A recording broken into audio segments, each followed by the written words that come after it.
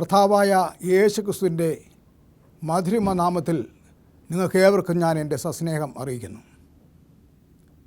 ദൈവത്തിൻ്റെ മാനപാത്രങ്ങൾ, ഇംഗ്ലീഷിൽ God's honoured vessels എന്ന വിഷയം നിങ്ങൾക്കായി ഒരുക്കിയിരിക്കുന്ന വേദിയിൽ ദൈവാനുഗ്രഹം പ്രാപിക്കുന്നതിന് വേണ്ടി എല്ലാവർക്കും ഒരുമിച്ച് ദൈവവചനത്തെ ധ്യാനിക്കുന്നതിനും ദൈവ അനുഗ്രഹം പ്രാപിക്കുന്നതിനും ഉദ്ദേശിച്ച് ഉള്ളതായകയാൽ ദൈവത്തിൻ്റെ ആത്മാവിനാൽ ഏവരും വരുവാൻ തക്കവണ്ണം ആശംസിക്കുകയും പ്രാർത്ഥിക്കുകയും ചെയ്യുന്നു. പ്രിയ ദൈവമക്കളെ, ദൈവത്താൽ മാനിക്കപ്പെട്ട കഥാപാത്രങ്ങളെയാണ് നാം കഴിഞ്ഞ നാളുകളെല്ലാം ചിന്തിച്ചുകൊണ്ടിരിക്കുന്നത്. ഇന്നും ദൈവത്താൽ മാനിക്കപ്പെട്ട ഒരു വ്യക്തിയെക്കുറിച്ച് നമുക്ക് ഇന്ന് പ്രധാനമായിട്ട് ചിന്തിക്കേണ്ടിയിരിക്കുന്നു. പുതിയ നിയമത്തിൽ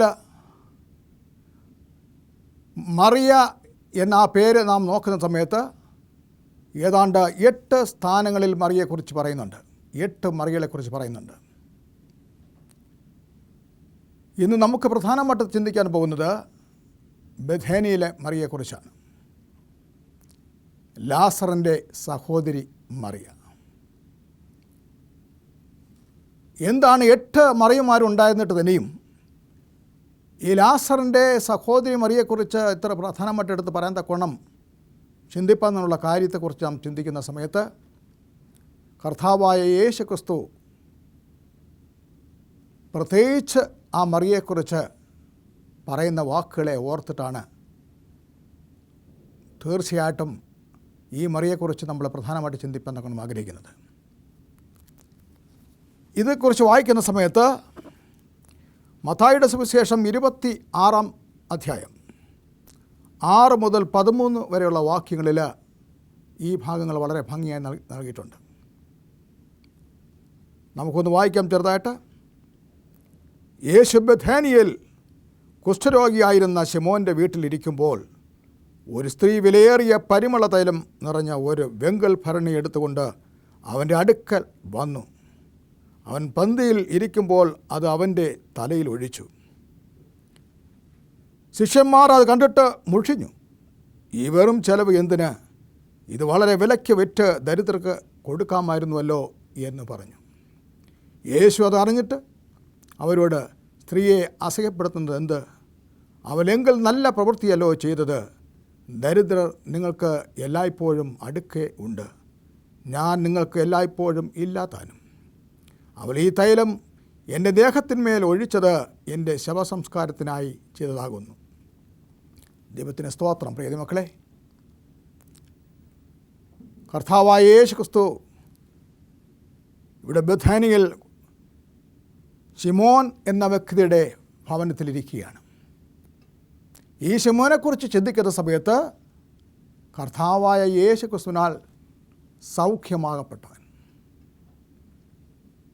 യേശു ഈ ശിമോനെ ഒരിക്കൽ സൗഖ്യമാക്കി. കാരണം അവൻ കുഷ്ഠരോഗിയായിരുന്നു. ആയതുകൊണ്ട് തന്നെ കർത്താവായ യേശുക്രിസ്തുവിനോട് അവൻ കടപ്പെട്ടിരുന്നു എന്ന് കാണുന്നു. പ്രിയ ദൈവമക്കളെ, നാം ഇതുപോലെ അനേകം പേരോട് കടപ്പെട്ടിരിക്കുകയാണ്. ഈ ലോകത്ത് നാം ജീവിക്കുന്ന സമയത്ത് തീർച്ചയായിട്ടും അല്ലേ, നമ്മോട് അനേകം പേരോട് നാം കടപ്പെട്ടിരിക്കുന്നു. കാരണം നമ്മുടെ ജീവിതം എന്ന് പറയുന്ന സമയത്ത് അനേകം പേരും നമുക്ക് വേണ്ടി നന്മകൾ ചെയ്തിട്ടുണ്ട്. അതിനാൽ തന്നെ അവരോടെല്ലാം നാം ഒരു വിധത്തിൽ അല്ലെങ്കിൽ മറ്റൊരു വിധത്തിൽ നാം കടപ്പെട്ടിരിക്കുകയാണ് അല്ലേ. പ്രിയ ദൈവമക്കളെ,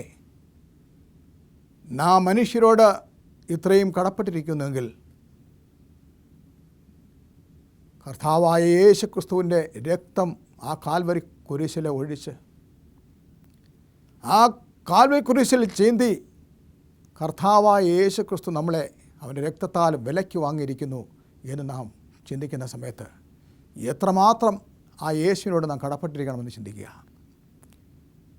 ഇതിനപ്പുറം ആരെങ്കിലും നമ്മുടെ ജീവിതത്തിൽ ചെയ്തിട്ടുണ്ടോ പ്രിയ ദൈവമക്കളെ? യേശു തൻ്റെ രക്തത്താൽ നമ്മളെ വിലയ്ക്ക് വാങ്ങിയിരിക്കുന്നു. ഇവിടെ നോക്കണം, ഈ സ്ത്രീ ഈ പരിമള തൈലം കർത്താവായ യേശു ക്രിസ്തുവിൻ്റെ ശിരസിൽ ഒഴിച്ചു. അത് പിന്നെ അവളെ കർത്താവായ യേശു ക്രിസ്തുവിൻ്റെ പാദത്തിലേക്ക് പകർന്നു. ഈ ഭാഗം തന്നെ നമ്മൾ മറ്റു ചില ഭാഗങ്ങൾ വായിക്കുന്ന സമയത്ത് ചെറിയ വ്യത്യാസം ഉണ്ടെങ്കിൽ തന്നെയും അവരവർ ആ വിവരണങ്ങളിൽ അല്പവ്യത്യാസം വരുത്തിയെങ്കിലും എല്ലാം ആശയങ്ങളൊന്ന് തന്നെയാണ്. ഇവിടെ ശിരസിന്മേൽ ഒഴിച്ചു എന്ന് പറയുന്നു. മറ്റ് ഭാഗത്ത് നോക്കുന്ന സമയത്ത് ശിരസിന്മേൽ അല്ല കാലിന്മേൽ ഒഴിച്ചു എന്ന് പറയുന്നു. എങ്കിൽ തന്നെയും എന്തായാലും കർത്താവിൻ്റെ പാദത്തിൽ ഒഴിച്ച് അവളുടെ തലമുടി കൊണ്ട് നനച്ച് അത് തോർത്തിക്കൊണ്ടിരുന്നു എന്ന് പറയുന്നു. ഒരു വലിയ പ്രവൃത്തിയാണ് ഇവിടെ മറിയ ചെയ്യുന്നത്. ഇതിനെക്കുറിച്ച് ചിന്തിക്കുന്ന സമയത്ത് അവൾ ആ ചെയ്ത പ്രവൃത്തി വാസ്തവത്തിൽ വളരെ അവളെ സംബന്ധിച്ചോളം വലിയ ഒരു പ്രവൃത്തിയാണ്. കാരണം വളരെ വിലപിടിപ്പുള്ള ഒരു പരിമള തൈലത്തെക്കുറിച്ചാണ് ഇവിടെ പറയുന്നത്. ഇവിടെ യോബ് കുറ്റപ്പെടുത്തുന്ന സമയത്ത്, യൂദാ ഇസ്കരിയോത്ത് കുറ്റപ്പെടുത്തുന്ന സമയത്ത് ഇത് വലിയ വിലപിടിപ്പുള്ള ഈ സുഗന്ധദ്രവ്യം നീ എന്തുകൊണ്ട് വാങ്ങിച്ചു കർത്താവായ യേശുക്രിസ്തുവിൻ്റെ പാദപീഠത്തിൽ നീ അത് നഷ്ടപ്പെടുത്തുന്നു, ഇത് വിറ്റ് ദരിദ്രർക്ക് കൊടുത്തൂടെ എന്ന് പറയുന്നു. എന്നാൽ ആ ഭാഗത്ത് നമ്മൾ വായിക്കുമ്പോഴേക്കും വാസ്തവത്തിൽ അവൻ അത് പറഞ്ഞത് ആ നഷ്ടത്തെക്കുറിച്ച് ഓർത്തല്ല, അത്രയും പണം അവൻ്റെ പോക്കറ്റിൽ പോയിരുന്നെങ്കിൽ എന്ത് സന്തോഷമായിരിക്കുമായിരുന്നു. കാരണം യേശുവിൻ്റെ പേഴ്സ് സൂക്ഷിക്കുന്നവൻ അവനാണ്, പണസഞ്ചി സൂക്ഷിപ്പുകാരൻ അവനാണ്, എപ്പോഴും അവന് കിട്ടണം എന്ന് ആഗ്രഹിക്കുന്ന ഒരു കൂട്ടത്തിലാണ്. ആയതുകൊണ്ടാണ് അവൻ അപ്രകാരം പറഞ്ഞത് എന്ന് നാം മനസ്സിലാക്കുന്നു. കർത്താവ് ഇവിടെ പറയുന്നത് 12-ാം വാക്യം വായിക്കുന്ന സമയത്ത്, അവൾ ഈ തൈലം എൻ്റെ ദേഹത്തിന്മേൽ ഒഴിച്ചത് എൻ്റെ ശവസംസ്കാരത്തിനായി ചെയ്തതാകുന്നു എന്ന് പറഞ്ഞു. ദൈവത്തിന് സ്തോത്രം. ശവസംസ്കാര സമയത്ത് ഇപ്രകാരമുള്ള സുഗന്ധദ്രവ്യങ്ങൾ അന്നും ഇന്നും നാം ഉപയോഗിച്ചുകൊണ്ടിരിക്കുന്നു, അല്ലേ? കർത്താവായ യേശു ക്രിസ്തു പറഞ്ഞു, അവൾ അപ്രകാരം ചെയ്തെങ്കിൽ എൻ്റെ ശവസംസ്കാരത്തിന് വേണ്ടി അവൾ ചെയ്തിരിക്കുന്നു. പിന്നീട് ആ മറിയെക്കുറിച്ച് കർത്താവ് പറഞ്ഞു.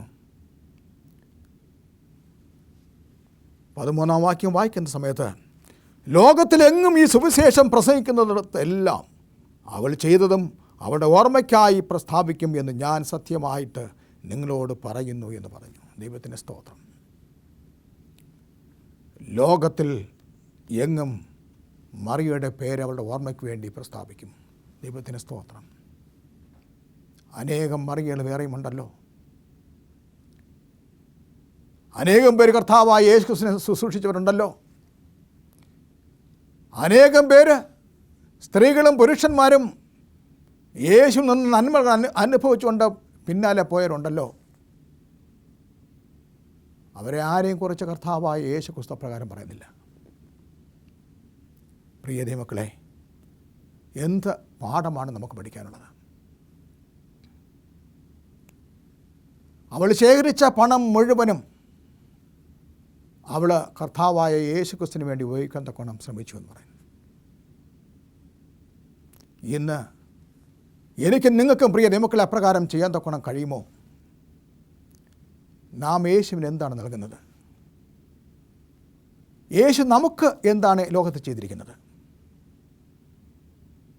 യേശു ചെയ്തത് ഓർക്കുന്ന സമയത്ത് നാം അവന് എന്ത് കൊടുത്താൽ മതിയാകും എന്ന് ചിന്തിക്കണം.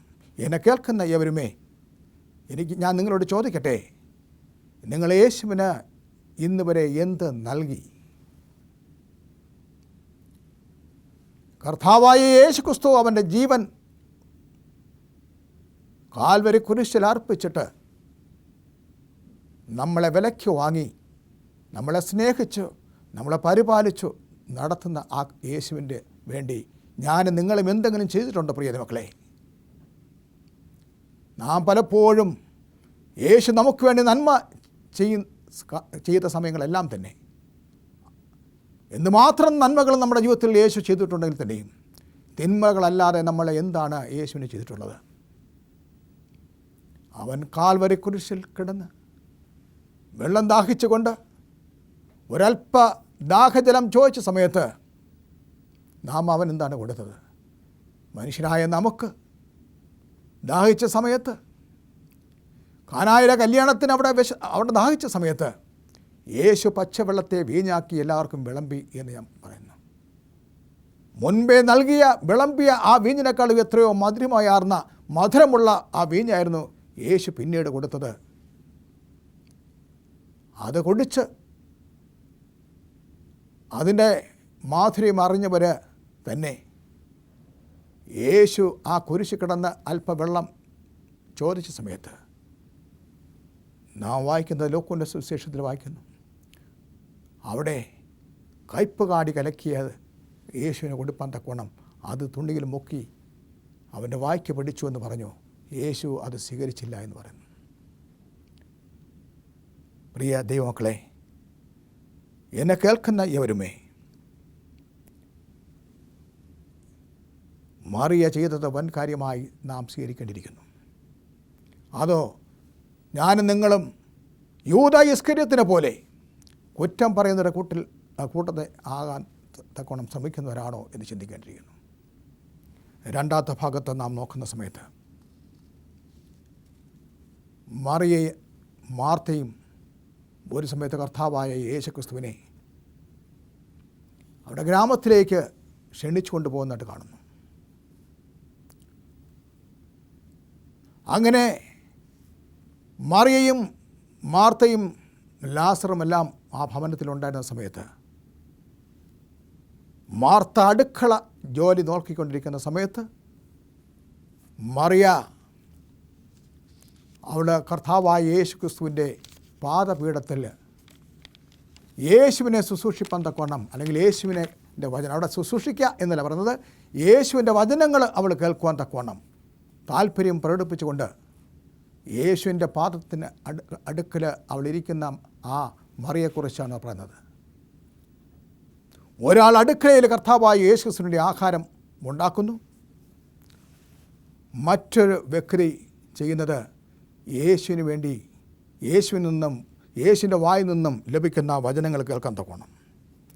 പ്രിയ ദൈവമക്കളെ, നമ്മളവിടെ നോക്കുന്ന സമയത്ത് മാർത്ത ചെന്ന് കർത്താവായ യേശുക്രിസ്തുവിനോട് മറിയ അവളെ സഹായിക്കുന്നില്ല, അത് ചെയ്യുന്നത് ശരിയല്ല, ഞാൻ ഒറ്റയ്ക്ക് ആണ് ഇതെല്ലാം ചെയ്യുന്നത്, അവൾക്ക് എന്നെ വന്ന് സഹായിക്കാമായിരുന്നു, അവൾ വെറുതെ വന്ന് അവളുടെ സമയം അവൾ നഷ്ടപ്പെടുത്തുകയാണ് എന്ന് കുറ്റപ്പെടുത്തുന്ന സമയത്ത് യേശു മാർത്തയോടായി പറഞ്ഞതും ഇവിടെ പ്രസ്താവയോഗ്യമാണ്. ലൂക്കോസിൻ്റെ സുവിശേഷം 10-ാം അധ്യായം 38 മുതൽ 42 വരെയുള്ള വാക്യങ്ങൾ വായിക്കുന്ന സമയത്ത് നമുക്ക് അവിടെ ഇപ്രകാരം കാണുന്നു. ഈ കഥ വളരെ മനോഹരമായി അവിടെ വിവരിച്ചിരിക്കുന്നു. പിന്നെ അവൻ യാത്ര പോകയിൽ അവൻ ഒരു ഗ്രാമത്തിലെത്തി. മാർത്ത എന്ന് പേരുള്ള ഒരു സ്ത്രീ അവനെ വീട്ടിൽ കൈക്കൊണ്ടു എന്ന് പറയുന്നു. അവൾക്ക് മറിയ എന്ന ഒരു സഹോദരി ഉണ്ടായിരുന്നു. അവൾ കർത്താവിൻ്റെ കാൽക്കൽ ഇരുന്ന് അവൻ്റെ വചനം കേട്ടുകൊണ്ടിരുന്നു. മാർത്തയോ വളരെ ശുശ്രൂഷയിൽ കുഴങ്ങിയിട്ട് അടുക്കെ വന്ന്, കർത്താവേ, എൻ്റെ സഹോദരി ശുശ്രൂഷയ്ക്ക് എന്നെ തനിച്ച് വിട്ടിരിക്കുന്നതിൽ നിനക്ക് വിചാരമില്ലയോ? എന്നെ സഹായിപ്പാൻ അവളോട് കൽപ്പിച്ചാലും എന്ന് പറഞ്ഞു. കർത്താവ് അവളോട്, മാർത്തയെ, നീ പലതിനെ ചൊല്ലി വിചാരപ്പെട്ടും മനം കലങ്ങിയുമിരിക്കുന്നു. എന്നാൽ അല്പമേ വേണ്ടൂ, അല്ല ഒന്നു മതി. മറിയ നല്ല അംശം തിരഞ്ഞെടുത്തിരിക്കുന്നു, അത് ആരും അവളോട് അപകരിക്കുകയില്ല. ദൈവത്തിന് സ്തോത്രം. എത്ര മനോഹരമായ വാക്കുകളാണ് കർത്താവായ യേശുക്രിസ്തു പറയുന്നത്. യേശുക്രിസ്തു പറയുന്നത്, നീ പലതിനെ ചൊല്ലിയും വിചാരപ്പെട്ടും മനം കലങ്ങിയും ഇരിക്കുന്നു മാർത്തേ, എന്നാൽ മറിയ നല്ല അംശം തിരഞ്ഞെടുത്തിരിക്കുന്നു, അത് അവളോട് ആരും അപകരിക്കുകയില്ല.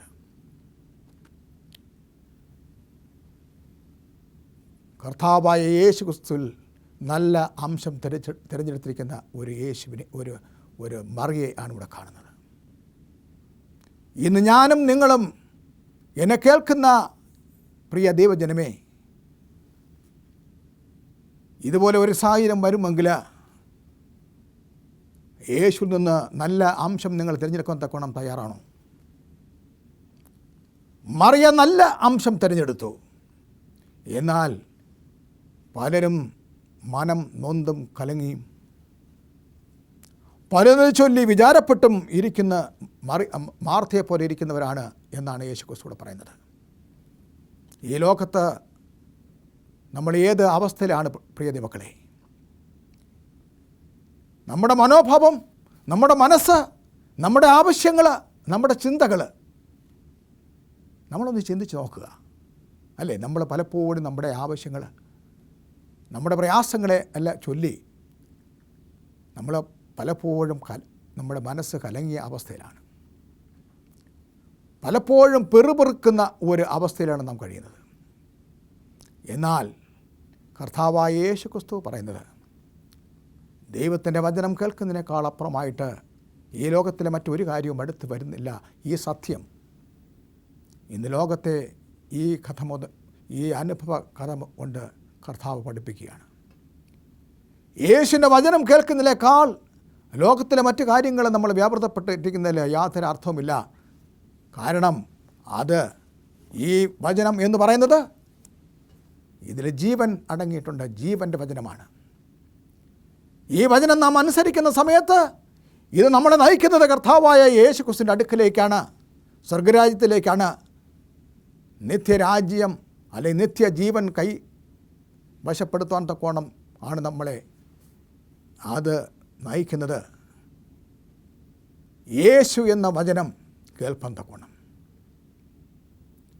യേശു എന്ന ആ നിത്യജീവൻ കൈവശമാക്കാൻ തക്കോണം, ആ നല്ല യേശു എന്ന നല്ല അംശം തിരഞ്ഞെടുക്കാൻ തക്കോണം. പ്രിയ ദൈവമക്കളെ, ഇന്ന് ദൈവത്തിൻ്റെ നാമത്തിൽ, യേശു ക്രിസ്തുവിൻ്റെ അരുമ നാമത്തിൽ ഞാൻ നിങ്ങളെ ഏവരെയും ഇന്ന് ക്ഷണിക്കുകയാണ്. ഈ നാളുകൾ എല്ലാം സുവിശേഷം ദൈവത്തിൻ്റെ വചനം കേട്ടുകൊണ്ടിരിക്കുന്ന നിങ്ങൾ എത്രമാത്രം കർത്താവായ യേശു ക്രിസ്തുവിന് വേണ്ടി നിങ്ങൾ സമയങ്ങൾ ചെലവഴിക്കുന്നു എന്ന് ചിന്തിക്കുക. ദൈവത്തിൻ്റെ വചനം നിങ്ങൾ കേൾക്കുന്നുണ്ടോ? കേൾക്കുക മാത്രമാണോ ചെയ്യുന്നത്? അതനുസരിക്കുന്നുണ്ടോ? ലോകത്തിൻ്റെ സുവിശേഷം സംസാരിക്കുന്നിടത്തെല്ലാം ദൈവത്തിൻ്റെ ദാസന്മാർ എവിടെയെല്ലാം പ്രസംഗിക്കുന്നുവോ, ദൈവത്തിൻ്റെ ദാസന്മാർ എവിടെയെല്ലാം ദൈവത്തിൻ്റെ വചനം പങ്കിടുന്നുവോ, അവിടെയെല്ലാം മറിയ കർത്താവായ യേശുക്രിസ്തുവിന് വേണ്ടി ചെയ്ത കാര്യങ്ങൾ അവർ സംസാരിക്കണം, അവർ പ്രഘോഷിക്കണം, അവരുറക്കെ ഉച്ചൈസ്തരത്തിൽ അവർ വിളിച്ചു പറയേണ്ടിയിരിക്കുന്നു. ദൈവത്തിന് സ്തോത്രം. ഈ രാജ്യത്തിൻ്റെ സുവിശേഷം സകല ജാതികളും കേൾക്കത്തക്ക വിധം ഈ ലോകത്തിൻ്റെ എല്ലാ ഭാഗത്തും, ഈ ലോകത്തിൻ്റെ എല്ലാ മുക്കിലും മൂലയിലും യേശു എന്ന നാമം എത്തിച്ചെല്ലുവാൻ തക്കോണം എത്രമാത്രം നാം ശ്രമിക്കുന്നുണ്ട്. മറിയെക്കുറിച്ച് അപ്രകാരം പറഞ്ഞുവെങ്കിൽ തീർച്ചയായിട്ടും ആ നല്ല അംശം തിരഞ്ഞെടുത്ത മറിയ സ്വർഗരാജ്യത്തിലേക്ക് അവകാശിയായി തീരുമെന്നുള്ളതിന് യാതൊരു സംശയമില്ല. എന്നാൽ എന്നെ കേൾക്കുന്ന എവരുമേ, ഈ അന്ത്യകാലത്ത് എനിക്ക് നിങ്ങളോട് പറയാനുള്ളത്, അപ്രകാരം ഒരു അവസരം എനിക്ക് നിങ്ങൾക്കും ലഭിക്കുമോ എന്നുള്ളതാണ്. അപ്രകാരമുള്ള ഒരവസ്ഥയിലേക്ക് ഞാൻ നിങ്ങൾ കടന്നു പോകുമോ എന്നാണ്. വേദപുസ്തകം വായിക്കുന്ന സമയത്ത് നമുക്കറിയാമല്ലോ, യേശുവിൻ്റെ വരവ് ഏറ്റവും അടുത്ത് വന്നിരിക്കുന്നെങ്കിൽ തന്നെയും നാം ഇന്നും മാർത്തയെപ്പോലെ നമ്മുടെ സ്വന്തം കാര്യാദികളെ നോക്കിക്കൊണ്ട് നാം ജീവിക്കുന്നു. എന്നാൽ യേശു നമ്മളെ പഠിപ്പിച്ചത് അപ്രകാരമല്ല. യേശുവിന് മുൻഗണന നൽകി യേശുവിൻ്റെ വചനം അറിയിപ്പാൻ തക്കോണം, ആ സ്വർഗരാജ്യത്തിന് മുൻഗണന നൽകിക്കൊണ്ട് പോകാൻ തക്കോണം കർത്താവ് നമ്മളെ പഠിപ്പിക്കുന്നു. ഇത് എത്ര മനോഹരമായ, എത്ര ഹൃദയവർജ്യമായ ഈ രണ്ട് അനുഭവങ്ങൾ മറിയെക്കുറിച്ചുള്ള ആ ചിന്തകൾ നമ്മളെ വളരെ പാഠമാക്കി തീർക്കുന്നു എന്ന് പറഞ്ഞു. പ്രിയ ദൈവജനമേ, ഈ സമയത്ത് യേശുവിൻ്റെ വചനത്തെ ഹൃദയത്തിൽ സംഗ്രഹിച്ചുകൊണ്ട് കർത്താവിൽ നിങ്ങളെ തന്നെ പരിപൂർണമായി സമർപ്പിച്ചുകൊണ്ട് ആ കർത്താവിൻ്റെ വരവിന് വേണ്ടി കാത്തിരിക്കുന്നവരായി തീരും തക്കവണ്ണം നിങ്ങളിൽ എത്ര പേര് ആഗ്രഹിക്കുന്നു? എനിക്ക് ആഗ്രഹമുണ്ട്. എൻ്റെ യേശു ഇന്ന് വരികയാണെങ്കിൽ, എൻ്റെ യേശു ഈ നിമിഷത്ത് വരികയാണെങ്കിൽ, ഹല്ലേലൂയ, ദൈവത്തിന് സ്തോത്രം. ഇതാ ഞാൻ കാത്തിരുന്നവന് അവൻ വരികയാണല്ലോ. അവൻ്റെ മഹത്വത്തിൽ പ്രവേശിപ്പാൻ തക്കോണം ഞാൻ ഒരുക്കമുള്ളവനായി മുന്നോട്ട് പോകാൻ തക്കോണം ഞാൻ എൻ്റെ കർത്താവിൻ്റെ അടുക്കിലേക്ക് ചെല്ലുവാൻ തക്കോണം ഞാൻ ആഗ്രഹിക്കുന്നു. കർത്താവ് നമ്മളെ വിളിക്കുകയാണ്. എൻ്റെ മകനെ, എൻ്റെ മകളെ, നിൻ്റെ ഹൃദയം എനിക്ക് തരിക. എൻ്റെ മകനെ, എൻ്റെ മകളെ, നിൻ്റെ ഹൃദയം എനിക്ക് തരിക എന്ന് യേശുക്രിസ്തു വിളിക്കുന്ന സമയത്ത് ആ വിളി സ്വീകരിപ്പാൻ തക്കോണം നമുക്ക് മനസ്സുണ്ടോ എന്ന് നാം ചിന്തിക്കണം. പ്രിയ ദൈവജനമേ, യേശുവിൻ്റെ വരവ് ഏറ്റവും അടുത്തിരിക്കുന്നു. ആയതിനാൽ നല്ല അംശം തിരഞ്ഞെടുക്കാൻ ശ്രമിക്കുക. അതുമാത്രമല്ല, അവൾ അപ്രകാരം നല്ല അംശം തിരഞ്ഞെടുത്തുകൊണ്ട് കർത്താവായ യേശുക്രിസ്തുവിനാൽ മാനിക്കപ്പെട്ടവളായി തീരുന്നു എന്ന് പറയണം. ഇവിടെ എന്താ സംഭവിക്കുന്നത്? എല്ലാവരുടെയും മധ്യ വെച്ച്, ശിമോൻ്റെ ഭവനത്തിൽ വെച്ച് യേശുക്രിസ്തുവിനെ ഏറ്റവും മാനിച്ചവൾ മറിയെ ആയിരുന്നു എന്ന് പറഞ്ഞു. ശിമോനോട് നോക്കി പറഞ്ഞു, ഞാനിവിടെ വന്നു, നീ എൻ്റെ കാല് കഴിയില്ല. അങ്ങനെ ഓരോ പട്ടിക പറയുന്നെങ്കിൽ തന്നെയും അവൾ ചെയ്തത് നല്ലത് എന്നാണ് പറഞ്ഞത്. ആയതുകൊണ്ട് പ്രിയ ദൈവമക്കളെ, നാം ചെയ്യേണ്ടത് നാം ചെയ്യുക. യേശുവിനെ നമുക്ക് എപ്രകാരം സ്വന്തം രക്ഷിതമായി സ്വീകരിച്ചുകൊണ്ട് നല്ല അംശം തിരഞ്ഞെടുത്തുകൊണ്ട് നമ്മുടെ ദൈവത്താൽ മാനിക്കപ്പെട്ടവരായി തീരുവാൻ നമുക്ക് കഴിയും എന്ന് ഈ അന്ത്യകാലത്ത് ചിന്തിക്കുക. യേശു പറഞ്ഞു, എന്നെ മാനിക്കുന്നവനെ ഞാൻ മാനിക്കും. ദൈവത്തിന് സ്തോത്രം. കർത്താവിനെ മാനിക്കുന്നതിൻ്റെ കൂട്ടത്തിൽ എനിക്ക് നിങ്ങൾക്ക് മാനിപ്പാൻ തക്കവണ്ണം കഴിയുമോ? കർത്താവിനെ മാനിക്കുന്നവരുടെ കൂടെ എനിക്ക് നിങ്ങൾക്ക് മാനിപ്പാൻ തക്കവണ്ണം കഴിയുമോ? അങ്ങനെ കർത്താവിനെ മാനിക്കുന്നതിൻ്റെ കൂടെ എനിക്ക് നിങ്ങൾക്ക് മാനിപ്പാൻ തക്കവണ്ണം കഴിഞ്ഞാൽ തീർച്ചയായിട്ടും എൻ്റെ നിങ്ങളുടെ പേര് ആ ജീവൻ്റെ പുസ്തകത്തിൽ, എത്ര നല്ലൊരു കാര്യമാണല്ലേ, ആ ജീവൻ്റെ പുസ്തകത്തിൽ എഴുതാൻ തക്കവണ്ണം ഒരിക്കലും ദൈവം മറക്കത്തില്ല, യേശു മറക്കത്തില്ല. എത്ര പേർക്ക് നമ്മുടെ പേരുകൾ ജീവൻ്റെ പുസ്തകത്തിൽ എഴുതി കാണുവാൻ ആഗ്രഹിക്കുന്നു? എത്ര പേർക്ക് കർത്താവിനാൽ മാനിക്കപ്പെടുവാൻ ആഗ്രഹിക്കുന്നു? അങ്ങനെയുള്ളവരാൽ എന്നോടൊപ്പം കണ്ണുകൾ അടയ്ക്കുക. നമുക്ക് പ്രാർത്ഥിക്കാം. സ്നേഹവനായ വാഴ്ത്തപ്പെട്ട ദൈവമേ, കർത്താവേ, യേശുവിനാൽ മാനിക്കപ്പെടുവാൻ തക്കൊണ്ട് ഞങ്ങൾ ആഗ്രഹിക്കുന്നു.